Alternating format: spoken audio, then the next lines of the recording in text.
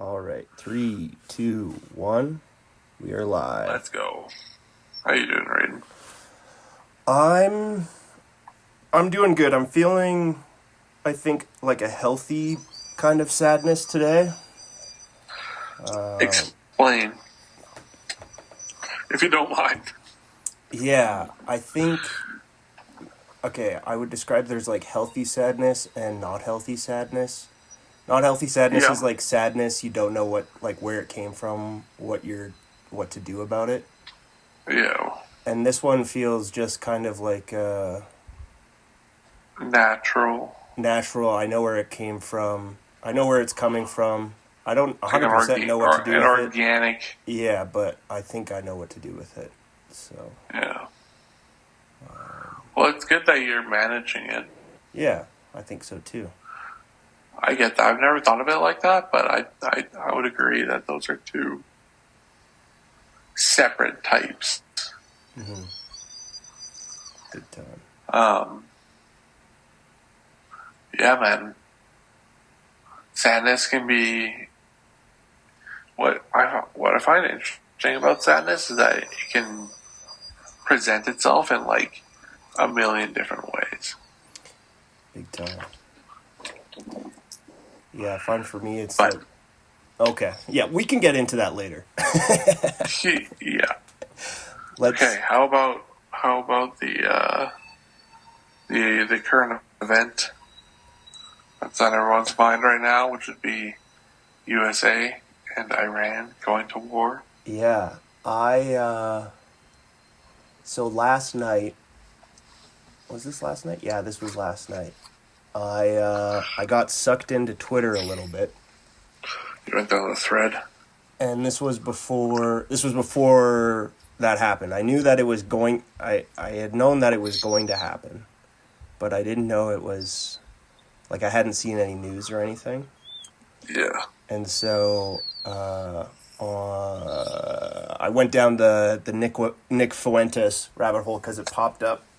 Some interview with there's like this Christian guy that was interviewing him. I actually like him. I don't remember his name, but he's like this kind of Christian influencer type media personality.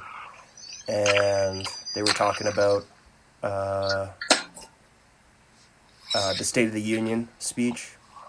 Oh, yeah. They were talking about just like different political stuff there, and they talked about Iran. And so then I watched the most current Nick Fuentes show last night, and then the one where he covered the State of the Union speech. So I watched the full State of the Union speech, and that was kind of me because I tapped out of U.S. politics for the past probably month. As a break. So that kind of served as my kind of getting back into it kind of thing. Okay, I gotta say this for whoever's listening. Yeah. What annoys me about Candace Owens is I think a Fed. You think she's like a plant? Yeah, because if you look at her husband, he's like his dad is in the so I think she's a plant from the UK, like MI6 type stuff. That kind of security kind of community, because if you look at her husband's dad is in the House of Lords, which is like it's kind of like the Senate. It's like the nobility. It's kind of like the Senate in Canada, but instead of it being kind of like senators who are, I think they're picked by, I think they're like lifetime. I might be getting this wrong, but a senator is like picked by the prime minister. Whereas, like, the House of Lords is, I think, it's like someone who's, like, it's pretty much, they're given their title from the monarchy. Okay. I think it's hereditary. Yeah. So it's, like, more, monarchical kind of thing. But anyway, so like, Yeah. and then it's kind of funny. I always find it funny when, you know, you have someone who is like, uses like the common parlance where it's just like, oh, these people, like when she's talking about like Epstein, like she kind of went off the rails because she's like talking about like, I don't know, like she has gone mind control and aliens and stuff a little bit. And I think that's just a distraction. Charlie Kirk stuff as well. Yeah, I think that's just like her acting as a distraction, like saying dumb shit because like as a way to draw attention from actual legit Epstein stuff. Yeah. And I her rhetoric is like, I always, it irks me because she's like, oh, these people, they're not like us, but I'm just like, yo, you are those people. Like, you're married in. Yeah. So, anyways, that irked me. Oh, that's a good point. So I just wanted to bring that up because that was something that I was thinking about. Okay, can you tell me what's been going on? I know that it happened, but I haven't looked into it. I just knew that like they were gearing up pretty much. Yeah, I saw that it was a co strike from Israel and the U.S. And yeah, it was. My Cole's notes of this whole thing is that, yeah, so the U.S. is pretty much controlled by, by the Israeli government, pretty much, and has like total influence over it. And this is actually all just a land grab.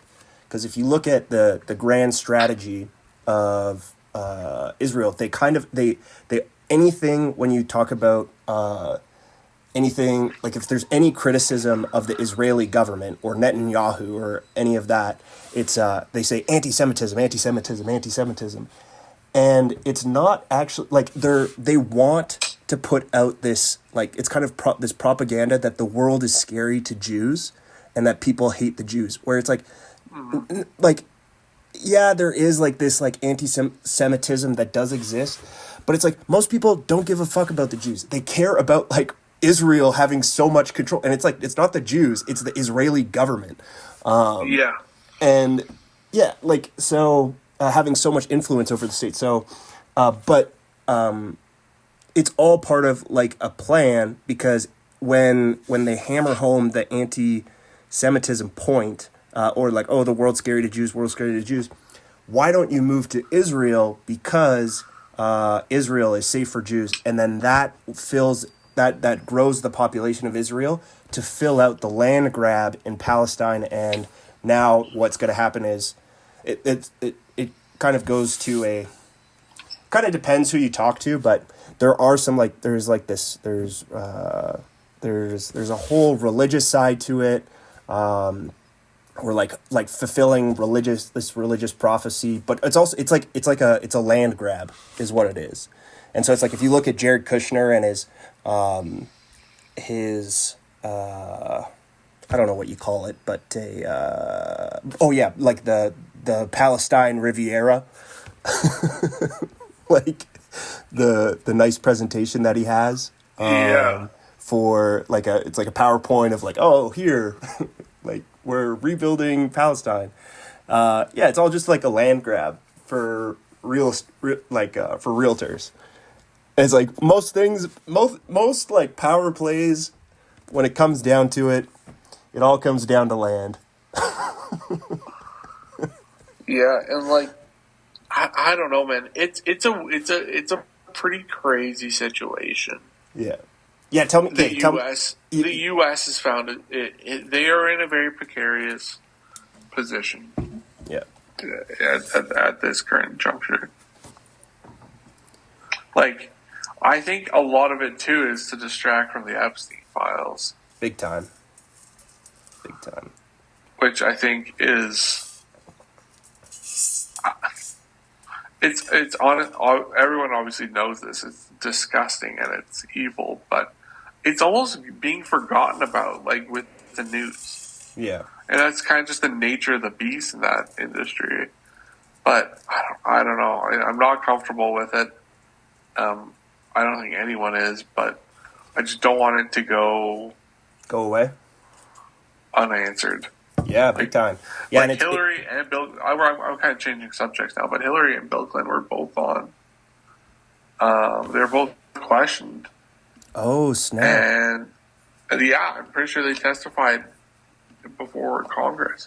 Oh, maybe that's the distraction. Bomb. So I don't know.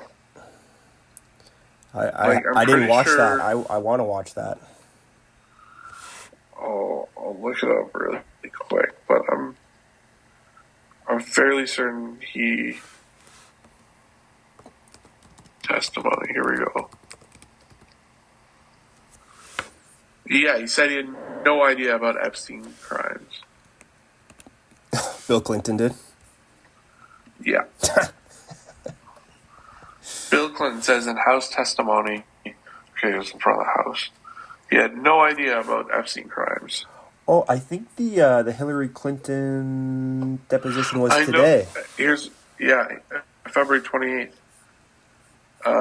I know what I did, and more importantly, I know what I didn't do, as the former U.S. president says, after a 6-hour deposition. Jeez. Like, some heads need to roll. Yeah, it's pretty... But will it? Will they? I don't know. Yeah, it's pretty sick stuff. It's kind of made me, like... It's kind of made me want to go to law school. To be like... You would do well. Yeah. To be just like... there's like... Informed. Well, like, I've been thinking... I've had this kind of theory... Well, no, it's more like I've had this theory for a long time where it's like... We're not really ruled by the law. Like, the law kind of is only for, like, rich people. And, like, it doesn't really serve people very well. Like, it serves capital. No. It serves capital quite well. And so, like, when people, like, talk about, like, the rule of law, it's more so, like, the tyranny of law, where it's, like, the law is unjust, and it's, like, fucks most people over. And so it's just, like, Dude. Why are we following this? This is, like, lame. So it's, like... Yeah, it's silly, but there's a line in Succession where Tom is talking to Greg, and he's like, here's the thing about being rich. It's awesome. Yeah. You're basically a superhero. The cops can't really touch you, and you get to wear a suit that's designed by Armani. It doesn't make you look like a prick. Literally, man. Yeah, like... The cops can't... it's more of a tool. Yeah, it's a tool. The cops are a tool of the wealthy. Yeah. Yeah, and so... Yeah, and it's kind of... Yeah, it's like all a bit of a joke a little bit. So, yeah, it's like... I was talking to, like, a lawyer friend, and it's just like... Yeah, like, the law, it doesn't really exist. It's more like... they call them social norms. That's, like, the real thing that rules. So it's like there's the law, and then, but, and that's kind of like kind of enforced, but really what rules people is what's the social norm in a given situation, and that's the rules that people follow.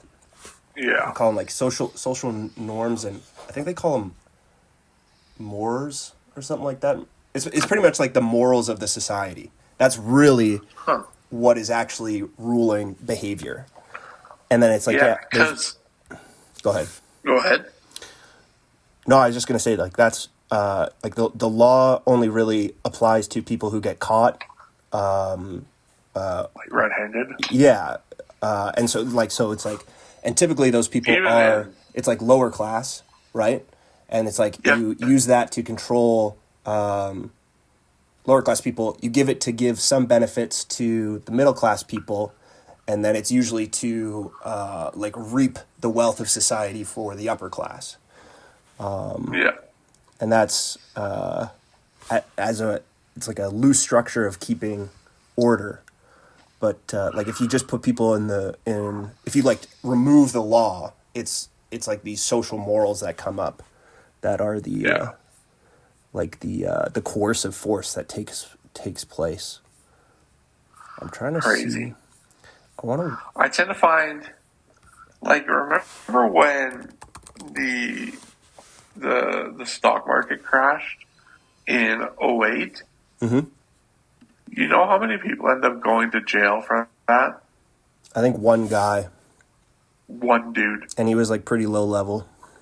Yeah. Just like the most evident, like, example of a patsy being a patsy. Big time.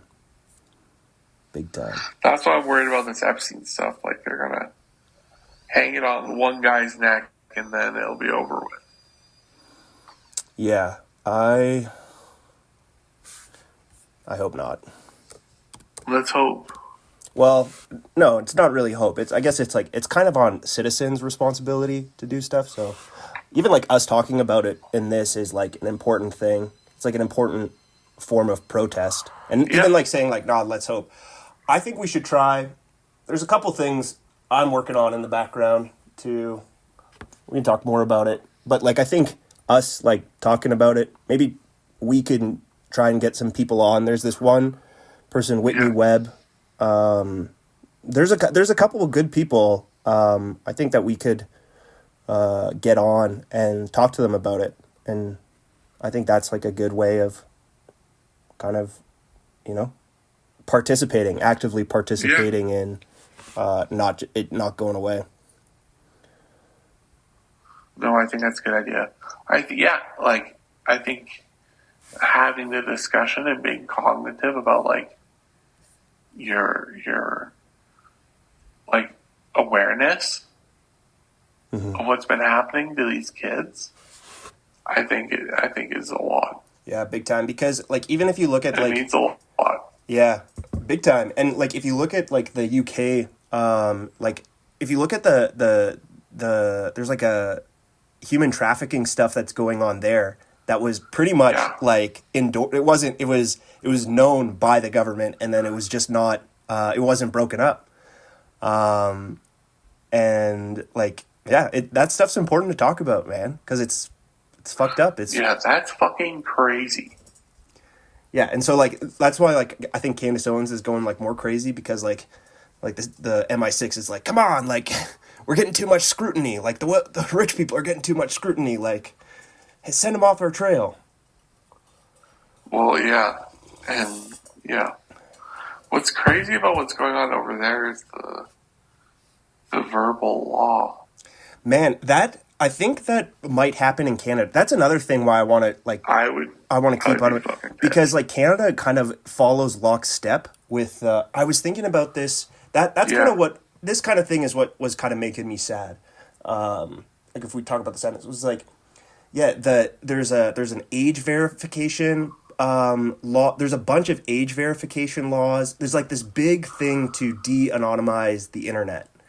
And I think that's always been like a thing. Like the government always wants more control. That's like kind of like what it wants. Their bread and butter. Yeah, but it's like it's been scary. France has a big crackdown. It's pretty like free speech in France is actually is bad as well too. Really? UK, definitely. That's the free speech crackdown is like for America, for all of the like the flack that it gets. I love America because of their commitment to the free speech. Yeah. Like the free speech, like that is like the most important thing. Like even like in COVID, you could feel it. Like you could the tightness, like you could feel the tightness of society. And like even still now in Canada, there's like I find that there's like, depending on what circle you're in, there's like a tightness. There's a unwillingness to like say what you actually think about something. And that's because like I think there's like there's like there's not as much of a free speech. I think it's more so in Alberta. You'll find more free speech people. Yeah, I would agree. But I remember like I was living in Ottawa for like the past 2 years, and I remember like this weirdness that was there. About like saying certain things, like you could get, I don't know, I don't know the term for it. There was just like this weirdness that I felt. It was a feeling, and I don't really know. But like the age verification stuff, freaks me out. The chat control laws freaks me out. Like, even, like, I've been trying to, like, if you look at it pretty much right now, like, if you look at, like, the Iran thing, Yeah. if you own a cell phone, the U.S. government knows where you are to, like, a T. Like, right Yeah. now, like, if the U.S. wanted to, they could shut down everything, and they know exactly what everyone's talking about. If you're, like, a citizen, you're just, like, so at the beck and call of, like, even, like, that pisses me off as well, too, is, like, like, if you just, like, SMS or FaceTime or stuff like that, it's, like, the government knows exactly what you're saying, and they can listen in at any time. And a lot of the times they can go retroactively in. And then it gets downplayed, like, oh, no, like, that they won't actually do that, or you don't have anything to hide. But it's just like, yeah, you do. You can feel the censorship of people. Yeah. Big time. And it's like, it fucking sucks. Like, It does, and it's. I mean, being in Alberta, I think it's different. Obviously, like you just explained, but like it feels like I still think it's there. Like, I think it's there. it's still there, and it's still. I think it's getting louder a little bit in terms of like people voicing that side of the argument. Big time. Big time. Yeah. You know what I mean? Yep, I do know what you mean. And yeah, so so yeah, what did happen in the past like day or so with Iran? Because I just listened to some stuff following up for it, and I haven't looked. I've done a good job at staying off the internet today, which has been good for me. That is good. So as I understand it, it was a joint operation between Israel and the U.S. and they bombed Iran.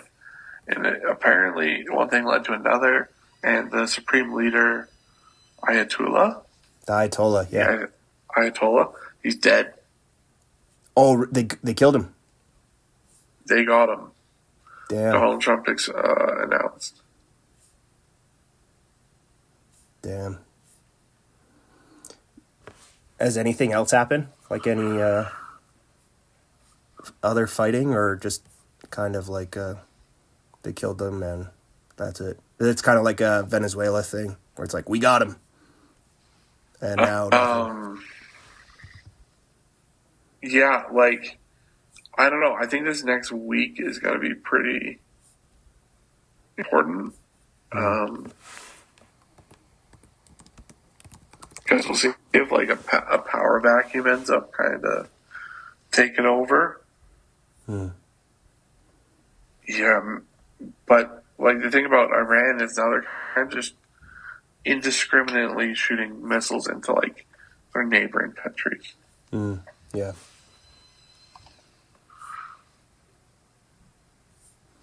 Yeah, so yeah, pretty crazy. I guess we'll And they had an internet.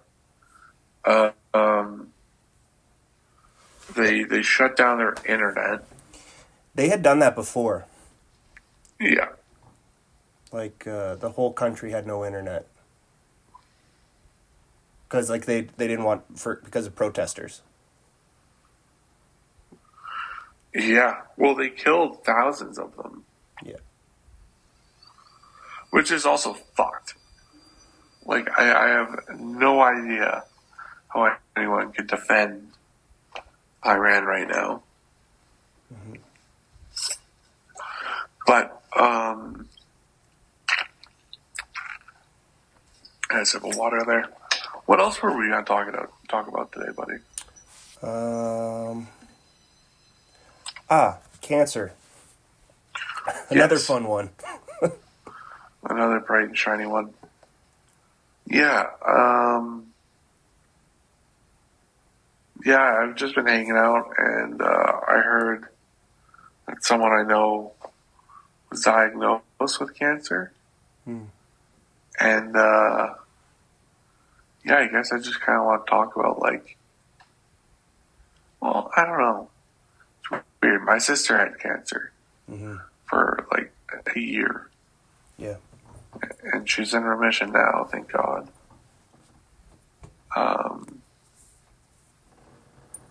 Yeah, man, cancer's crazy. Do you have a lot of experience with it?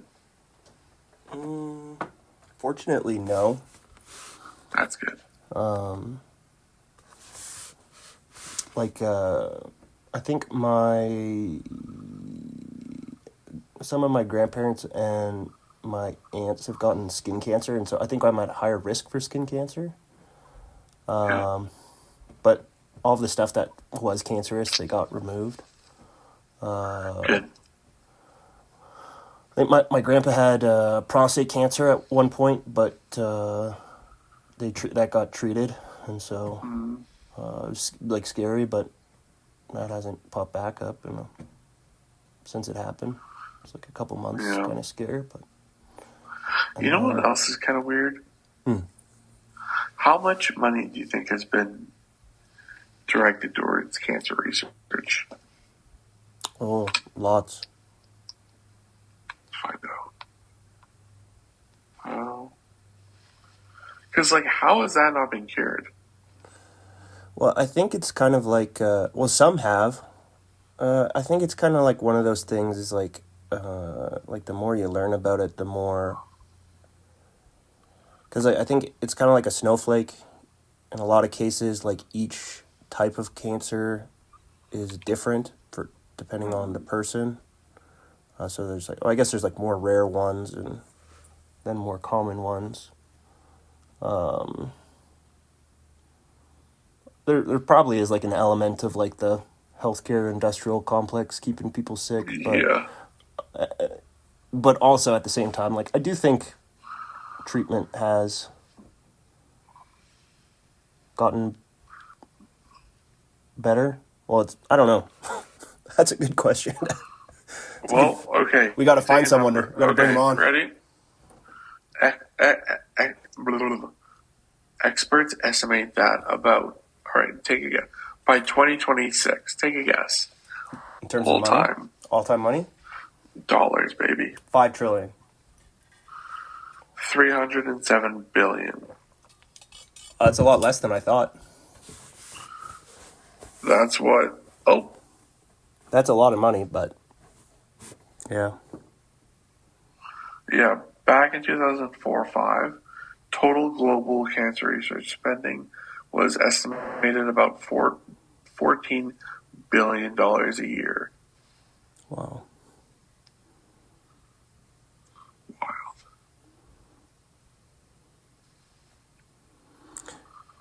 Yeah. Yeah, what do you think about all that? All which? I don't know. Cancer and money and spending on stuff. Yeah. Well, I don't know, man. It's weird. I really feel like I don't know. When people talk about free healthcare and like Canada's healthcare system specifically, I don't think it's as bad as a lot of people say it is. Yeah, I think which is like, I get it, but I don't think it's like it's a quality issue. It's a quantity issue. Because they can't manage, like, at our current rate, like in 2026, we're going to have 0% population growth. In Canada? In Canada, they've shut down, like, receiving, whether it's refugees or permanent resident applicants, citizenship.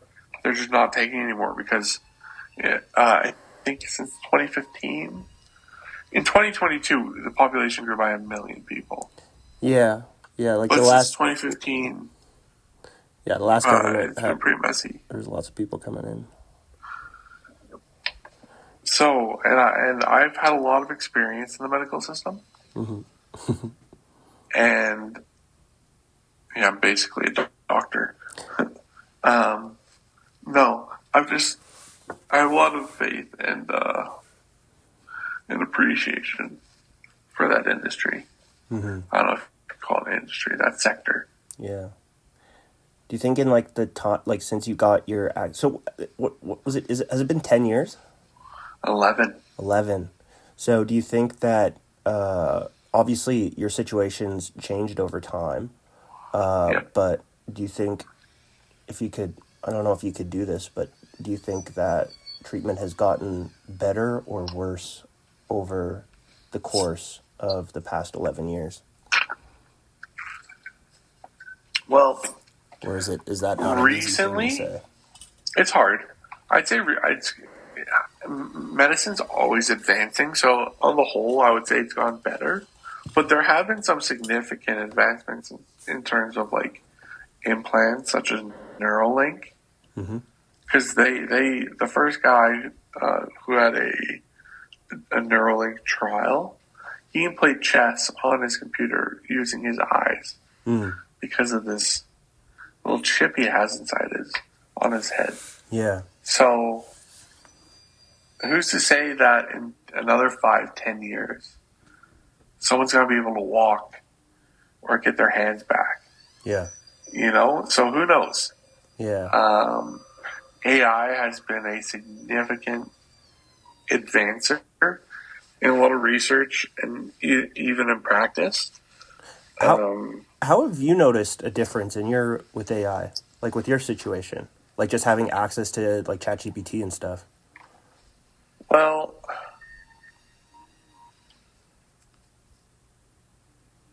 on the whole, I would say that it's helped mainly in terms of just like it's actually a really good question. I use it a lot for my own health and situations, just to get clarity or to get some sort of reassurance. So I use it a lot for that. It's good for just information gathering, obviously, but even if you're like even delegating tasks, like it's like, oh, what's the phone number to the very specific department that's hard to find on the internet, and it'll just pull it up. You know what I mean? Yeah. So that's big. That is big. I find, I use it quite a lot.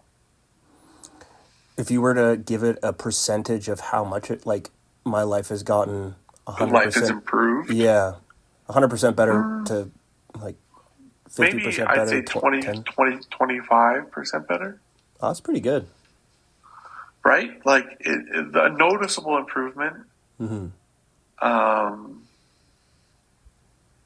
Mainly for the health stuff that I won't get too into, but it has made a dent for sure. Yeah. Yeah, the other day, this kind of goes back to our cancer thing, but yeah, and I couldn't find it, like, now I'm like imagining, did I even see this? But I know I did read it, and it was an article. It was a guy who he was like a software engineer guy, and he quit his job to just use AI agents to help him understand his wife's, I think she had a brain tumor, better. And it was just like, so I think they had some money, so I think he was like an AI kind of guy. Yeah. And so he listed this whole article of like how to use AI to understand your, like, to understand your health better, to understand whatever kind of sickness that you have, or to help diagnose yourself. Yeah. And he wasn't like saying like, oh, you could use this instead. It's just like, no, like, especially for cancers, like a lot of them are complicated, and it's easy to get, misdiagnosed, diagnosed wrong. We got a visitor. Oh, see you later. And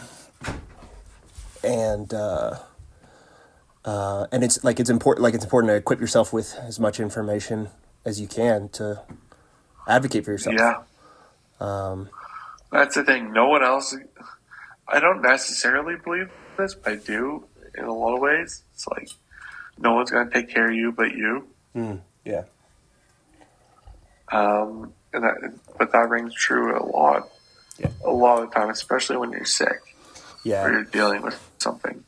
Yeah, I think I think that's like part of it is what I'm finding as well too. Like for me and like what I deal with is like, it's important to build like your support network around you. It's like that's for your family and your friends.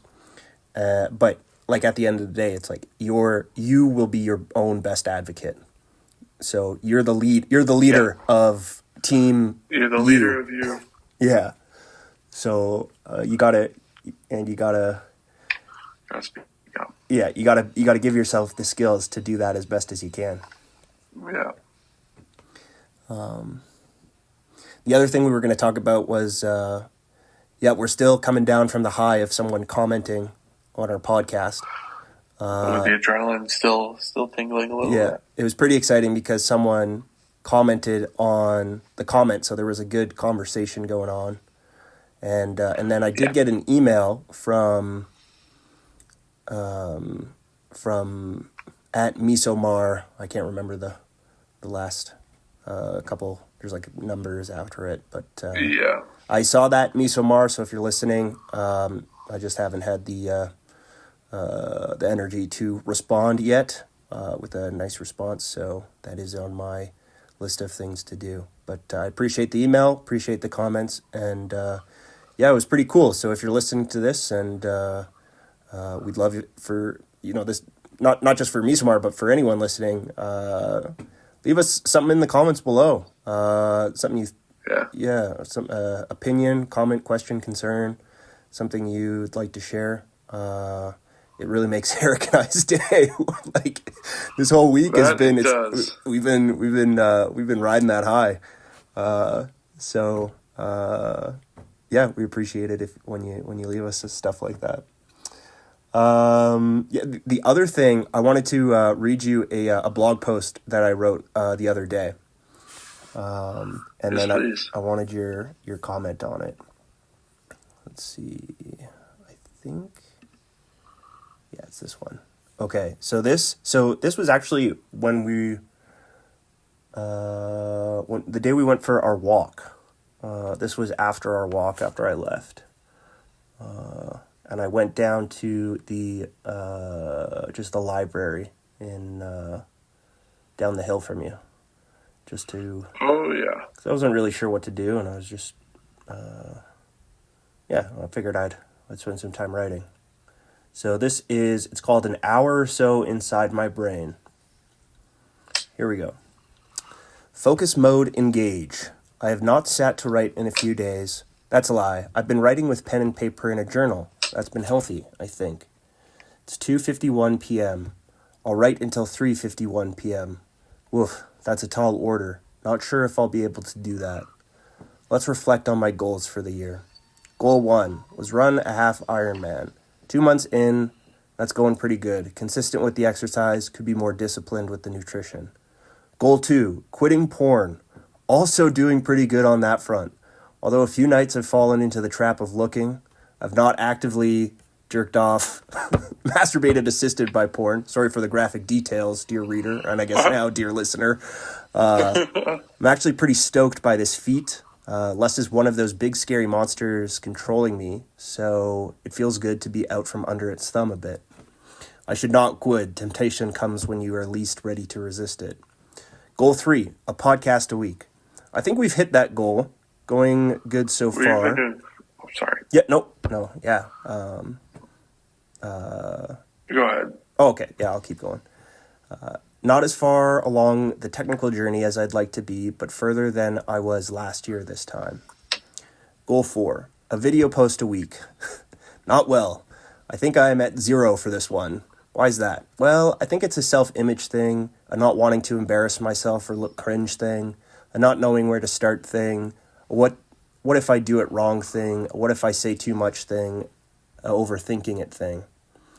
I've wanted to do video essays on topics I find interesting, shorts, reels, talking into the camera, but also animations and other YouTuber type videos. I'd like to make them specific to my geographic location, Alberta context, but also Raiden context. Raiden neighborhood and schooling and the people I interact with, but that feels too close to home in a way.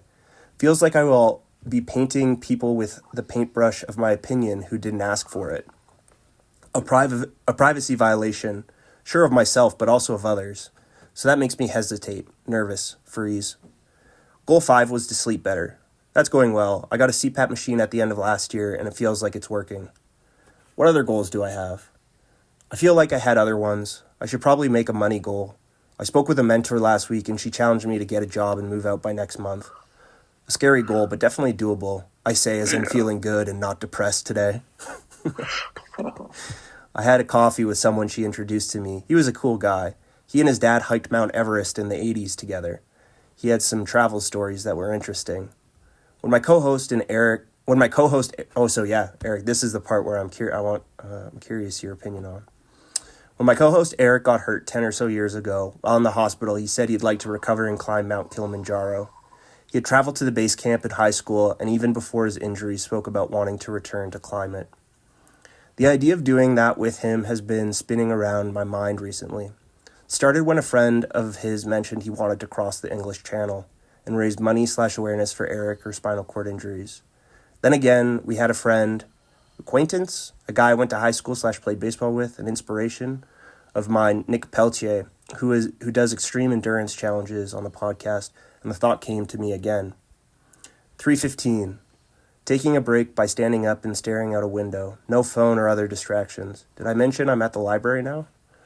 Okay, I'm back. 3:20 p.m. I lied. I didn't stare out the window. I looked at a Truth and Reconciliation book by that one MP who wrote Indian in the Cabinet. Her situation pisses me off because the Liberal Party threw her under the bus for the SNC-Lavalin corruption scandal to save Trudeau some face. She took the fall for him, which was totally contradictory to the party's stance of championing Indigenous and women's movements. But maybe I just don't know the full story. Just my opinion, man. The other thing I looked at was an Alberta conservation magazine. There was an ad there for an organization that funds a program that puts collars on mule deers. An interesting flip through. Flip through or flip through?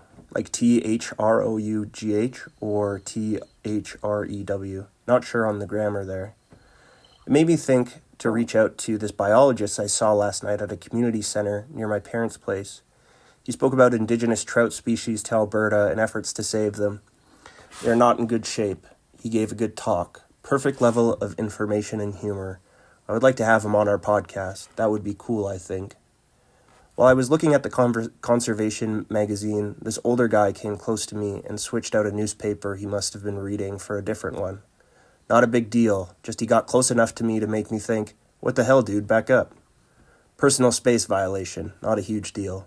Just thought it was noteworthy to report. So yeah, getting back to climbing Mount Kilimanjaro.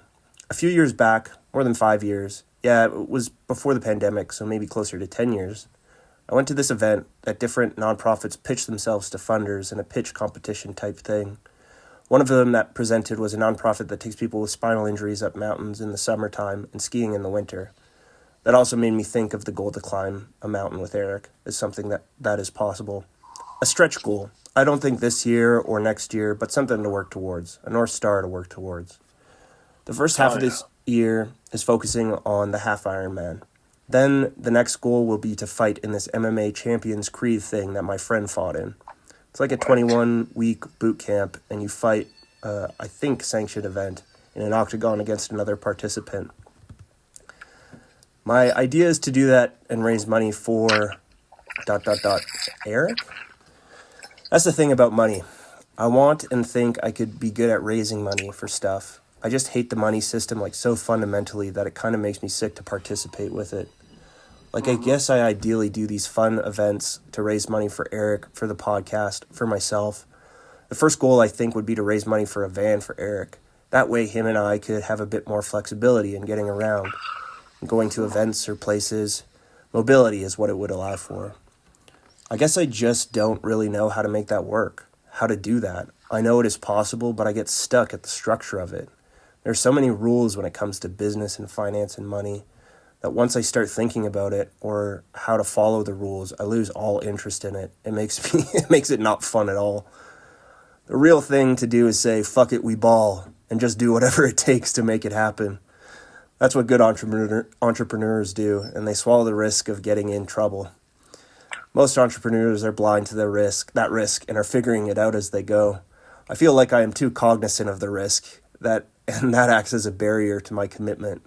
So yeah, that's what I'm thinking about today. 3:42 p.m., 9 minutes of writing left to go. I'm hungry, didn't eat anything today. I had 2 coffees, a lot of water, and 1 water with electrolytes at the start of the day.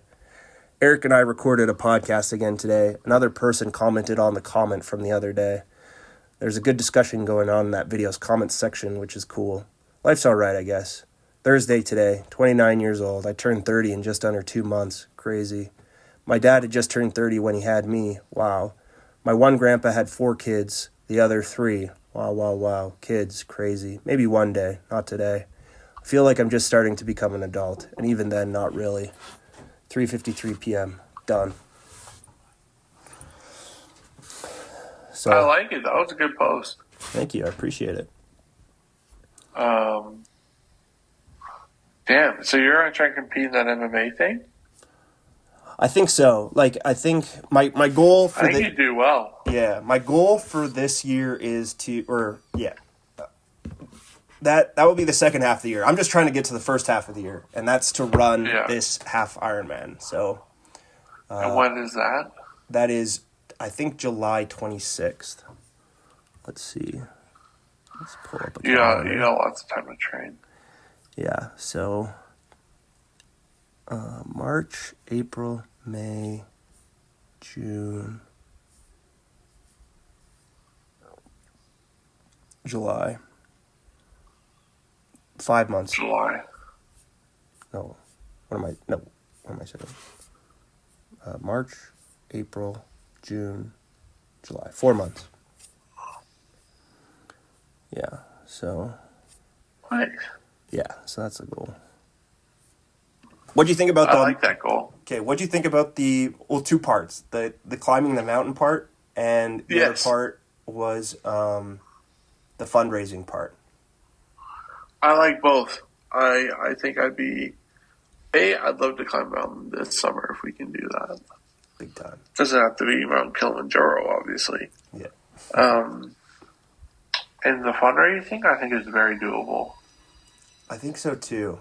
And I have some people in mind that, like, we could talk to. Yeah, I think whenever money comes up, I get a little scared. I think I got, like, a money wound. A tentative? Yeah. We can talk about that later. We'll talk about that. We'll talk about business. Business. He stood on business. I'm going to leave you alone, man. But then you have to open your mouth and talk about my business. Exactly. That's Franklin Saint. That's from... Is that from The Wire? No, it's from... What's this fucking show called? Can't remember. It was on FX. It was cool. Anyways, well, maybe that's a good time to wrap up. I think so, this too. This of the pod. That felt nice. It did feel nice. Got a lot off our chests. Big time. Felt good. All right, Gucci gang, we love you. Love you. Appreciate it. And we'll talk to you in the next one. We'll be back.